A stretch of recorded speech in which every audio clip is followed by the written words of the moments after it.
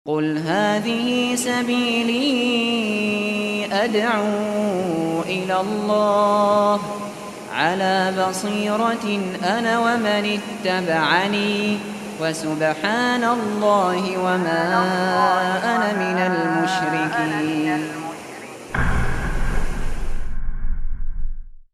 Assalamualaikum warahmatullahi wabarakatuh.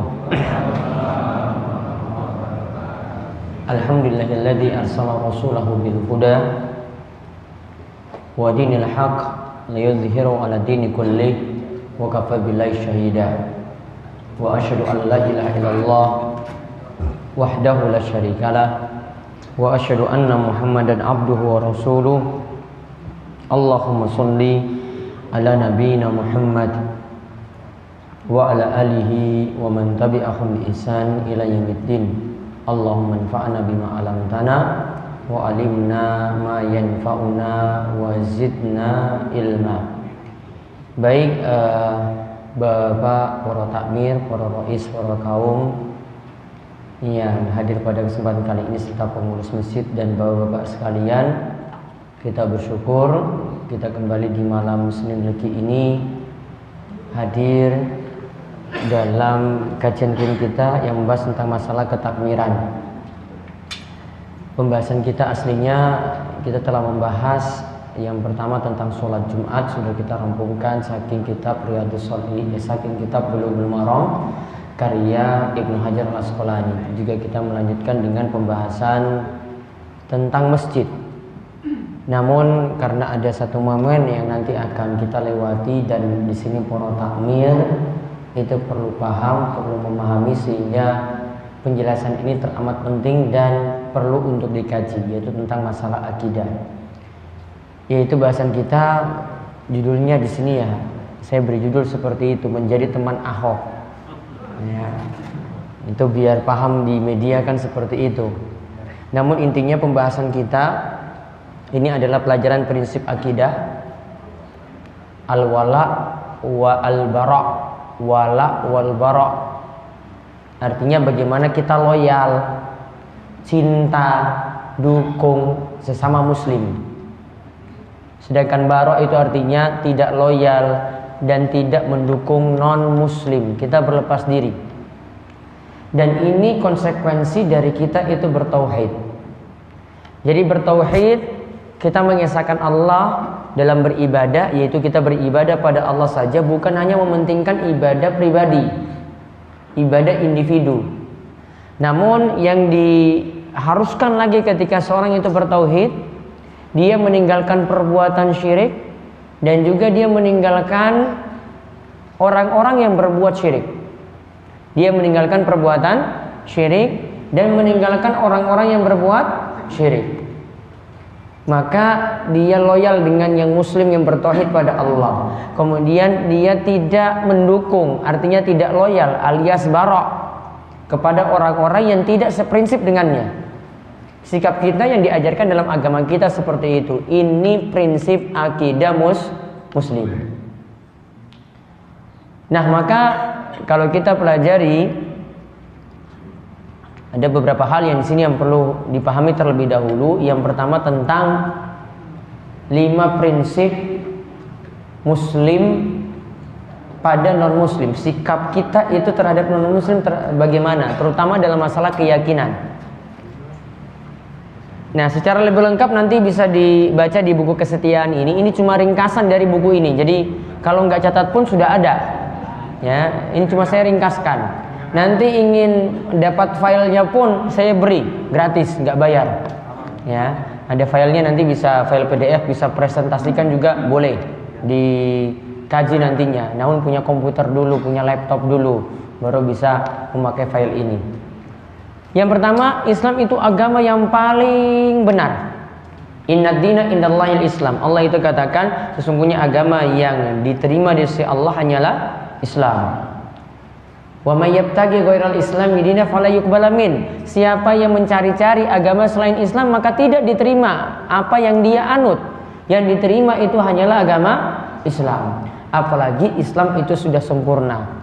Al-yawma akmaltu lakum dinakum wa atmamtu alaikum ni'mati wa raditu lakumul Islam madina. pada hari ini aku telah menyempurnakan Islam bagi kalian, kata Allah, dan aku telah cukupkan nikmat bagi kalian. Artinya Islam jadi nikmat yang paling besar. Wa raditu lakumul Islam madina, dan aku telah ridha Islam itu menjadi agama kalian. Jadi Allah telah ridhoi Islam ini jadi agama kita, dan agama lain tidak Allah itu ridhoi. Keyakinan lain, kepercayaan yang lain tidak Allah ridhoi. Yang diridhoi hanyalah Islam. Yang kedua lagi yang perlu kita pahami, Al-Quran adalah kitab suci pedoman kita, bukan kitab lain, bukan rujukan yang lain. Referensi kita, pedoman kita, panutan kita merujuk semuanya dalam Al-Quran. Nah, nanti dalam Al-Quran ini nanti mengarahkan kita pada hadis-hadis Nabi Sallallahu Alaihi Wasallam. Dan Allah telah katakan, wa anzalna ilaikal kitaba bil haqq, dan kami telah menurunkan Al-Quran, di dalamnya itu berisi kebenaran. Dalam Al-Quran itu berisi kebenaran. Ini yang disebutkan dalam surat Al-Maidah ayat 48. Keyakinan yang ketiga, Taurat dan Injil telah dihapus oleh Al-Quran. Kitab-kitab sebelum kita itu ada Zabur, ada Taurat, ada Injil. Itu semuanya sudah dihapus ketika Nabi Muhammad datang membawa Al-Quran. Ketika Nabi SAW mendapatkan wahyu Al-Quran, kitab-kitab sebelumnya sudah dihapus. Umar bin Khattab pernah suatu saat itu buka-buka Taurat. Dia baca ketika itu, dia baca utak-atik Taurat. Kemudian Nabi SAW itu katakan kepada Umar, afisyakin anta ya Ibn Khattab, engkau sudah ragu wahai Ibn Khattab? Alam ati biha baydha'u nakiyah, apakah engkau yakin bahwasanya kitab Taurat ini itu masih murni seperti dulu? Lau kana akhi Musa hayyan wasahu illa ittibai. Kata Nabi SAW, andai Musa itu hidup saat ini, andai Nabi Musa itu hidup saat ini di tengah-tengah kita, kata Nabi, tentu Nabi Musa nanti akan jadi pengikutku. Nabi Musa itu akan jadi pengikut baginda Nabi SAW. Jadi ini coba lihat gambaran Nabi. Kalau Nabi Musa hidup di tengah-tengah Nabi Muhammad, ketika itu yang diikuti itu adalah Nabi Muhammad. Maka tadi kitab Taurat tidak manfaat lagi. Apalagi keterangan dari Al-Quran, Alkitab, Injil, Taurat, itu semuanya sudah berubah, tidak lagi seperti aslinya. Allah itu katakan, fawailul ladzina yaktubuna alkitaba bi aydihim tsumma yaquluna hadza min indillah. Celakalah orang-orang yang menulis kitab dengan tangan mereka sendiri. Mereka nulis kitab dengan tangan mereka sendiri. Lalu mereka sudah tulis ini hasil karya mereka sendiri. Mereka katakan bahwasannya ini adalah kitab di sisi Allah Subhanahu wa ta'ala. Sudah ngarang sendiri loh. Kayak kita nulis buku. Dikumpulkan alim-alim mereka atau orang-orang yang pintar untuk menulis, membuat tulisan-tulisan, kalimat-kalimat yang bagus, kemudian mereka bukukan. Lalu mereka katakan ini adalah wahyu dari sisi Allah, padahal dusta. Artinya di sini berarti kitab suci sebelum Al-Quran semuanya itu sudah berubah. Kalau sudah berubah berarti tidak boleh kita pakai lagi. Kemudian keyakinan yang keempat, Nabi Muhammad adalah Nabi terakhir. Nabi kita Muhammad SAW itu adalah Nabi terakhir. Kalau Nabi terakhir, yang paling terakhir itu patut kita ikuti. Itu yang wajib kita ikuti. Bukan Ibrahim, bukan Nabi Musa, bukan Nabi Isa alaihissalam. Namun yang kita ikuti adalah Nabi Muhammad SAW. Bukan yang diikuti Nabi sebelumnya. Karena tentu sesuatu yang datang belakangan akan memperbaiki yang sebelum-sebelumnya. Ya kan? Sesuatu yang datang baru itu akan memperbaiki yang sebelumnya ada. Maka Nabi SAW akan menyempurnakan ajaran-ajaran sebelumnya. Namun ajaran sebelumnya itu semuanya akan terhapus. Yang dipakai adalah ajaran baginda Nabi SAW. Contoh yang terhapus. Dulu di kisah Ashabul Kahfi, Ya, di kisah Ashabul Kahfi. Ashabul Kahfi ketika itu bawa anjing enggak? Bawa anjing atau tidak? Bawa. Namun di dalam tuntunan Nabi kita Muhammad SAW, anjing tidak boleh dipelihara. Berarti ajaran sebelum kita itu dihapus. Kita tidak ambil. Jadi nggak boleh ada yang pakai dalil, wong di Ashabul Kahfi saja itu bawa anjing loh. Nggak boleh pakai dalil itu. Karena sudah terhapus dengan syariat Nabi kita Muhammad SAW. Yang kelima, prinsip terakhir, selain Islam itu kafir. Selain Islam itu kafir. Dan penyebutan kafir itu penyebutan Al-Quran, penyebutan dalam hadis. Jangan bilang ini penyebutan kejam. Kita jadi wong Islam yang kayak gitu. Selain kita yang kafir. Wong mereka aja yang di luar agama kita aja katakan kita domba-domba yang tersesat. Kita ini disebut domba yang tersesat loh. Mereka bilang kita seperti itu. Masa kita tidak boleh menyebut mereka itu kafir? Masa nggak boleh nyebut Ahok itu kafir? Yuk kafir. Jelas. Nggak boleh tawar-tawar. Jangan kayak gitu. Kamu kejam sekali ngomong kafir. Kafir yuk kafir. Ini penyebutan dalam Al-Quran. Innal ladzina kafaru min ahlil kitabi wal musyrikina fi nari jahannam khalidina fiha ulaika hum syarrul bariyah. Sesungguhnya orang-orang kafir. Disebut apa di sini? Kafir. Siapa yang kafir? Ahli kitab. Kemudian orang musyrik. Orang musyrik itu selain ahli kitab. Hindu, Buddha, Konghucu itu masuk orang-orang musyrik selain ahli kitab. Mereka berada di neraka jahanam, khalidina fiha, mereka kekal di dalamnya. Mereka itu adalah sejelek-jeleknya makhluk. Makhluk yang paling jelek. Baik. Lalu yang berikutnya, kalau sudah tahu prinsip tadi, maka perlu dipahami juga non muslim walaupun jujur, walaupun adil, walaupun amanat, mereka tetap sejelek-jeleknya makhluk. Tadi sudah disebut dalam surat Al-Bayyinah ayat ke-6. Ulaika hum syarrul bariyah. Mereka itu sejelek-jeleknya makhluk. Namun ingat, ini bukan diomongkan di depan orang kafir langsung. Kamu itu makhluk yang paling jelek, syarrul bariyah boy. Ya jelas ya, beda. Ini pelajaran kita ini loh.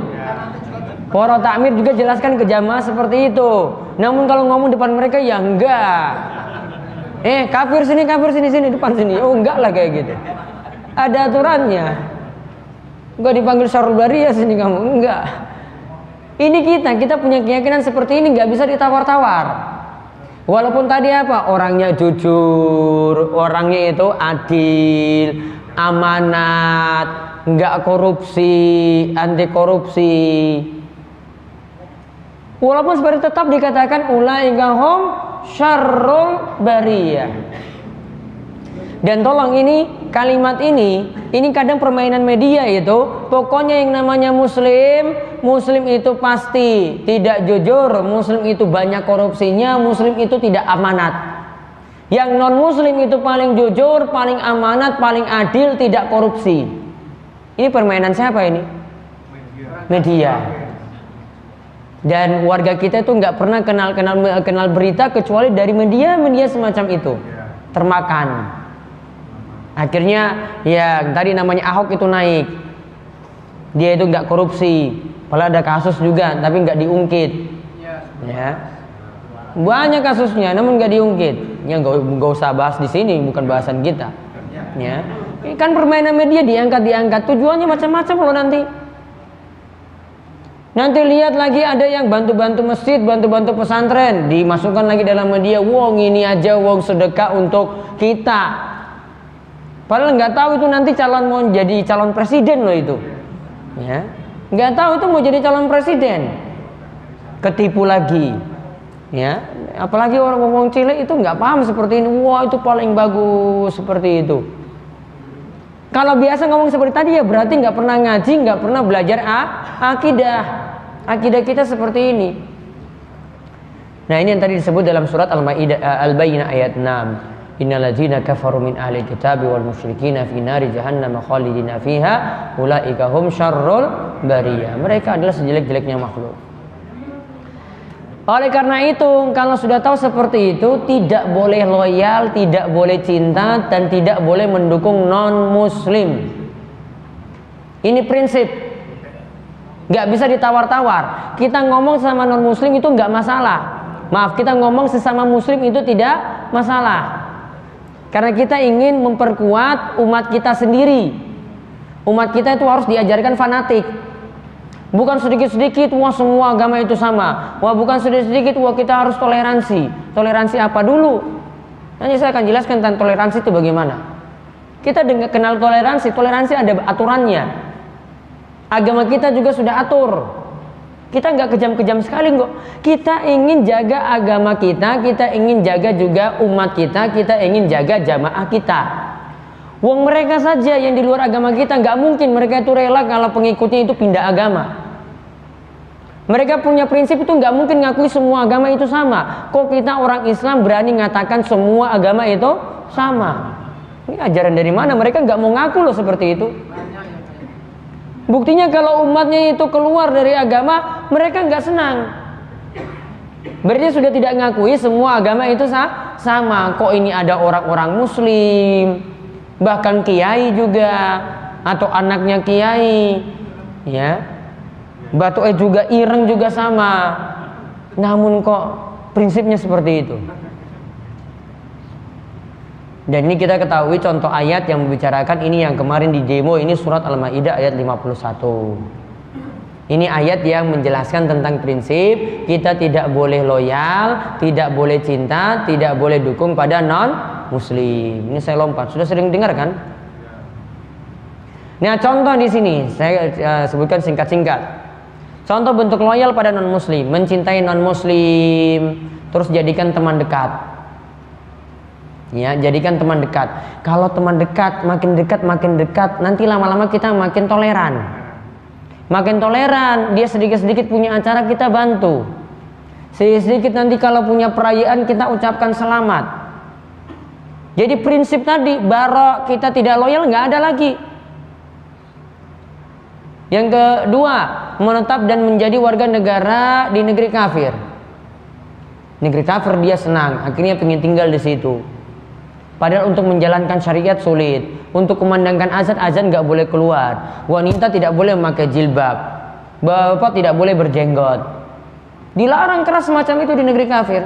Namun dia senang tinggal di sana. Kalau tinggal di sana sampai senang dengan agama orang kafir, maka dia juga ikut kafir sama. Karena para ulama katakan, siapa yang tidak mengkafirkan orang kafir, maka dia juga ikut kafir.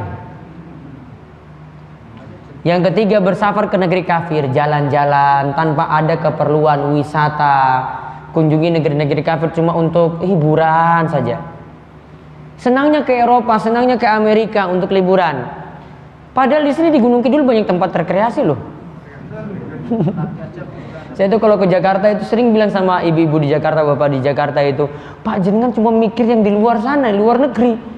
Di Indonesia itu sudah ada tempat yang luar biasa yang sudah mengalahkan luar negeri, kok masih cari-cari sampai di sana. Pergi itu loh ke Gunung Kidul itu loh. Oh, baru-baru paham. Oh iya tuh ada kayak gitu. Iya, pergi saja. Masa pergi ke negeri kafir? Biayanya lebih besar. Iya kan? Sini sudah tempat rekreasi yang banyak, sambil promosi maksudnya. Kemudian yang keempat, ini ikut serta dalam perayaan non-muslim, bentuknya macam-macam. Contoh, mengucapkan selamat Natal. Walaupun dengan teman kantor, walaupun dengan atasan, sebisa mungkin kita itu hindari seperti ini. Ya, kadang cuma lewat SMS atau kadang ada yang telepon, nggak boleh. Ingat, Natal itu selamat Natal. Perayaan Natal itu adalah memperingati kelahirannya siapa? Yesus kan? Iya kan? Walaupun dari sisi sejarah itu bermasalah juga tanggal 25 sebenarnya. Itu sebenarnya perayaan Dewa Matahari. Ya, itu perayaan Dewa Matahari. Itu yang muslim nggak paham. Dan kalau mau dilihat juga, kalau mereka itu merayakan Natal, itu kan berarti merayakan kelahiran Yesus tadi, yang artinya mereka itu punya keyakinan Nabi Isa itu bagian dari yang tiga, yang disebut Trinitas. Apa yang dimaksud Trinitas? Mengakui Nabi Isa itu sebagai Bapa, Putra, lan Roh Kudus. Bapa, Putra, lan Roh Kudus. Makanya kalau mereka berdoa itu, ya, sebelum tangannya itu diginiin, itu begini dulu tiga kali, tiga ini mereka sentuh. Tiga pokoknya, Bapa, Putra, Roh Kudus. Bapa itu artinya Tuhan, Putra itu artinya anak Tuhan, Roh Kudus itu seperti kita malaikat Jibril. Ya, itu kalau prinsipnya tadi Nabi Isa dianggap seperti itu, berarti kalau merayakan kelahiran Nabi Isa berarti merayakan Nabi Isa diangkat sebagai Tuhan. Ya, masa Nabi Isa diangkat sebagai Tuhan? Keliru besar. Ini prinsip yang keliru. Orang Muslim nggak paham seperti ini loh. Apa maksudnya? Walaupun katanya saya kan tidak setuju dengan agama mereka, seperti itu sudah sama saja dengan setujui. Contoh misalnya, ada yang malam hari itu selingkuh atau mabuk lah. Pagi hari kemudian sadar, terus kita ucapkan selamat, Mas selamat ya. Dan malam itu mabukan ya, Masya Allah habis berapa botol, selamat. Pantas nggak seperti ini selamat? Ini cuma mabuk loh, nggak sampai kata-kata kufur seperti yang diyakini kaum Nasrani. Ini mabuk, dosa besar. Ini yang dilakukan perbuatan kufur kekafiran, lebih parah daripada sekedar mabuk. Tentu tidak pantas mengucapkan seperti itu. Contoh lagi, mendukung acara Natal. Ada lagi, menerima orderan makanan untuk Natal. Ada lagi, bertamu pada tetangga yang merayakan Natal. Mendukung itu artinya ada yang punya acara hajatan, kita masak bareng-bareng, ayo toleransi. Keliru besar seperti ini. Ya. Dan saya pernah lihat juga, mohon maaf, tiang panggang juga seperti itu.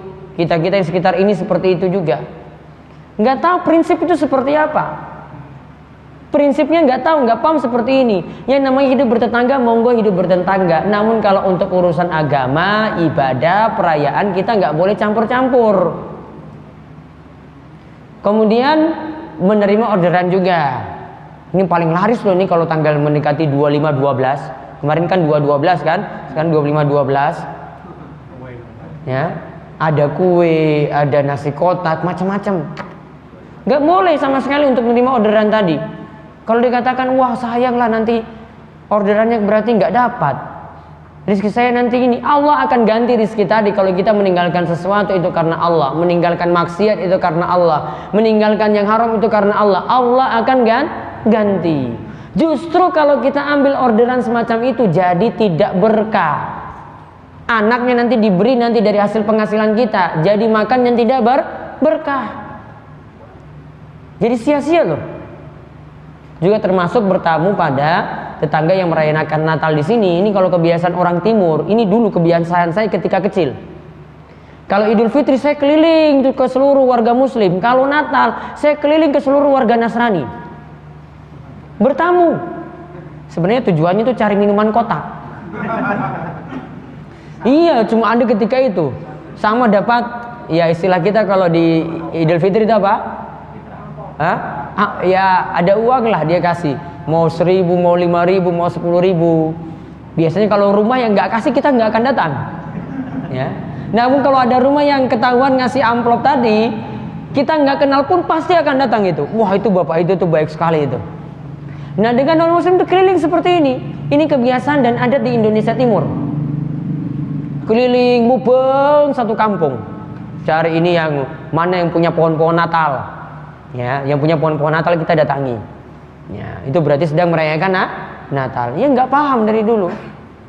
Ya, dan dulu kita tinggal di lingkungan non muslim. Nggak paham seperti itu prinsip-prinsipnya. Nah, kemudian ini lagi bentuk loyalnya, tasyabbu, pingin gayanya, modelnya itu ingin cocok dengan orang kafir. Itu yang menjadi ciri khas mereka. Coba lihat anak muda saat ini, kalau lihat orang barat rambutnya itu mau rusak bagaimanapun diikuti. Ini rambut anak pang ini namanya. Ya. Naik ini semuanya, jabrik semuanya gini kan. Diikuti. Sampai saya bilang kalau Ronaldo itu mungkin dia itu rambutnya model yang aneh-aneh pun diikuti juga.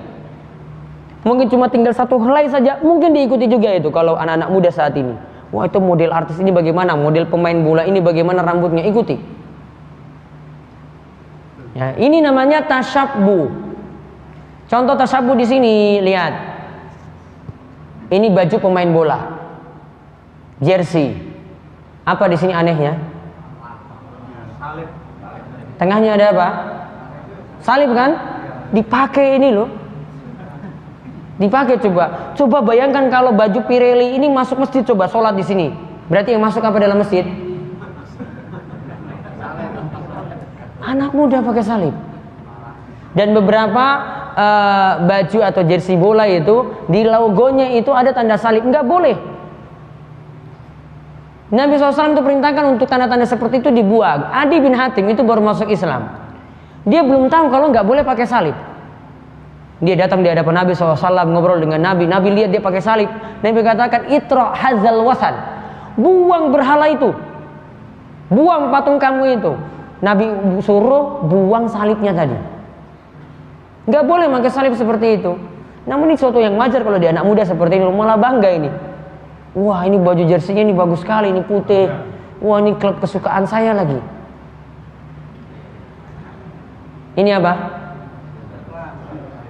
Tahu? Sinterklas.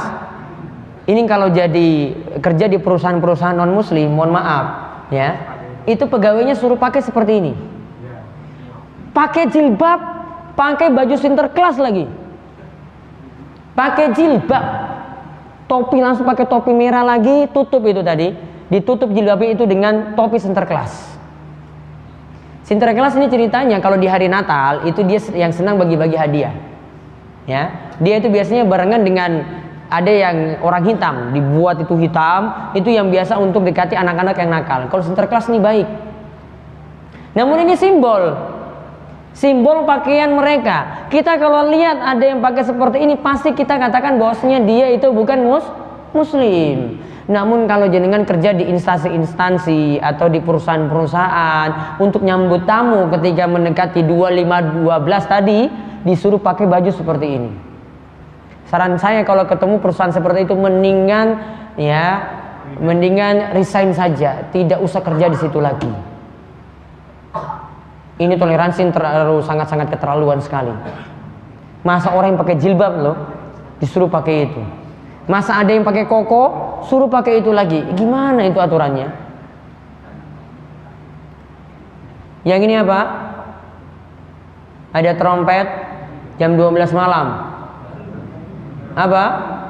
Merayakan tahun baru. Ini tahun baru ini perayaannya non muslim.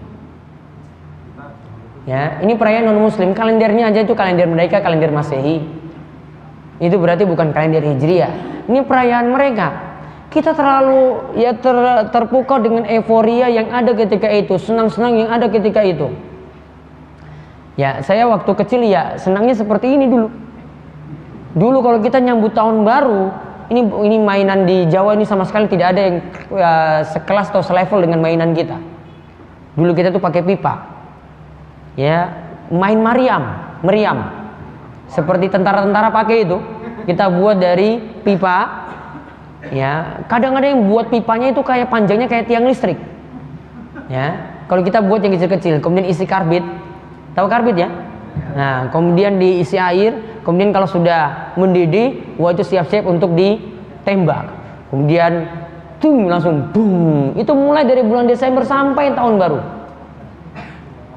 Ya, itu mulai dari bulan Desember sampai tahun baru. Jadi setiap hari dengar bunyi bom terus, bunyi ini terus, ganggu orang lain. Ya berarti dulu saya ganggu orang lain juga berarti. Itu. Dan trompet juga sama. Trompet ini juga, kalau trompet ini budayanya orang Yahudi. Dulu pensyariatan azan, awalnya Nabi SAW itu dengar jejak pendapat dari para sahabat. Ada yang usulkan pertama, wahai Rasul, gimana kalau mau panggil jamaah kita bunyikan lonceng saja. Lonceng berarti mirip agama apa? Nasrani. Rasul tidak setuju. Kemudian ada urusan lagi, bagaimana kalau panggil jamaah itu dengan trompet saja? Ya, ketika itu juga Rasul tidak setuju, karena itu budayanya orang Yahudi, diikuti saat ini. Ya, anak-anak muda itu senangnya malam tahun baru itu pakai trompet tadi, budaya Yahudi itu ditiru.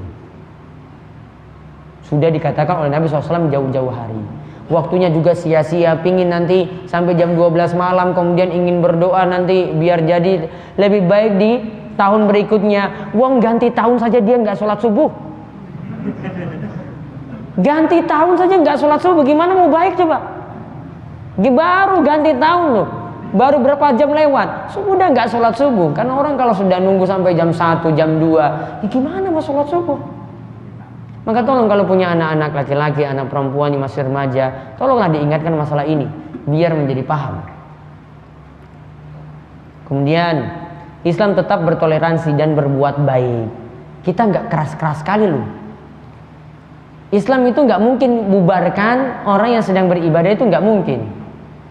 Kita biarkan mereka beribadah apa adanya. Toleransi artinya kalau menurut kita biarkan non muslim itu beribadah sesuai dengan keyakinan mereka, tidak perlu diganggu.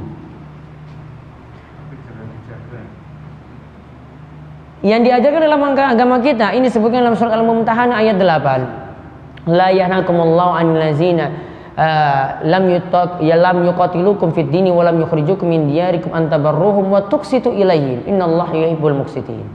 Sesungguhnya Allah tidak melarang bagi kalian untuk berbuat baik dan berlaku adil terhadap orang-orang yang tidak memerangi kalian.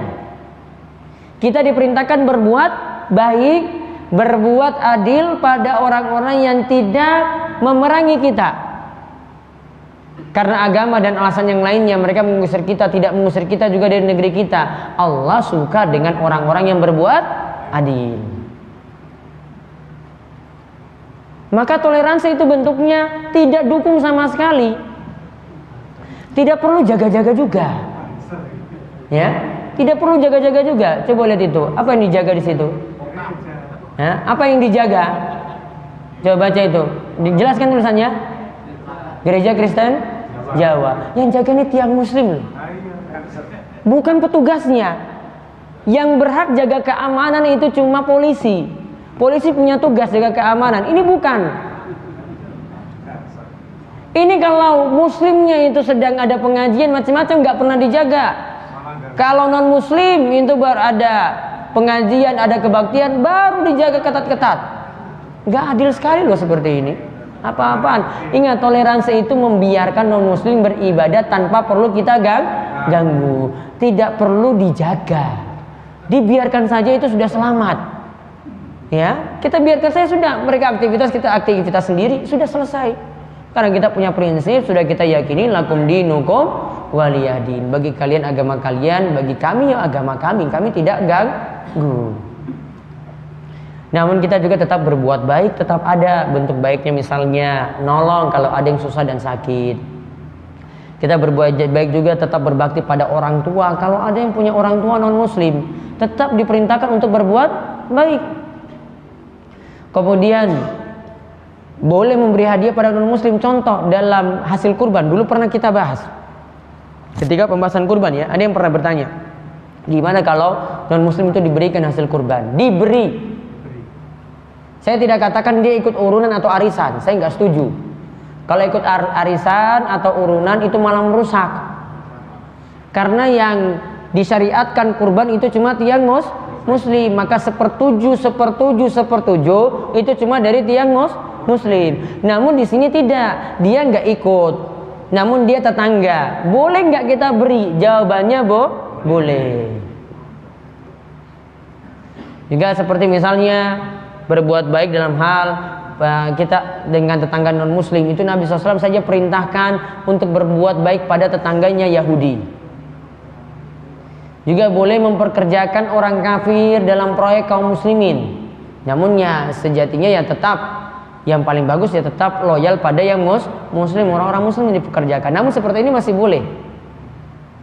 Tetap memuliakan tamu orang kafir. Tetap kita muliakan. Juga boleh berbisnis juga dengan orang kafir. Selama dia tidak mengikat kita, selama tidak ganggu agama kita, kita berbisnis bebas seperti itu masih boleh. Kemudian yang terakhir, hati-hati dengan nikah beda agama. Ya, ini ada 4 contoh nikah di sini. Kalau muslim laki-lakinya, muslimah perempuannya, nikahnya itu yang paling baik. Kalau muslim dengan wanita ahli kitab dalam ayat Al-Quran itu masih katakan boleh. Kalau muslim dengan wanita non ahli kitab seperti Hindu, Buddha, Konghucu dan keyakinan-keyakinan kepercayaan, laki-lakinya muslim nikah dengan Hindu misalnya, sudah tidak boleh, tidak sah. Laki ahli kitab atau laki-laki non muslim menikah dengan wanita muslimah, statusnya tidak sah dan dihukumi sebagai zina. Nah, seperti itu bahasan kita untuk kesempatan malam hari ini. Itu saya kita tutup, kalian doa kafaratul majelis. Monggo. Subhanakallahumma bihamdika asyhadu an la ilaha illa anta astaghfiruka wa atubu ilaik. Assalamualaikum warahmatullahi wabarakatuh. Nah, itulah video-video Darussolihin TV.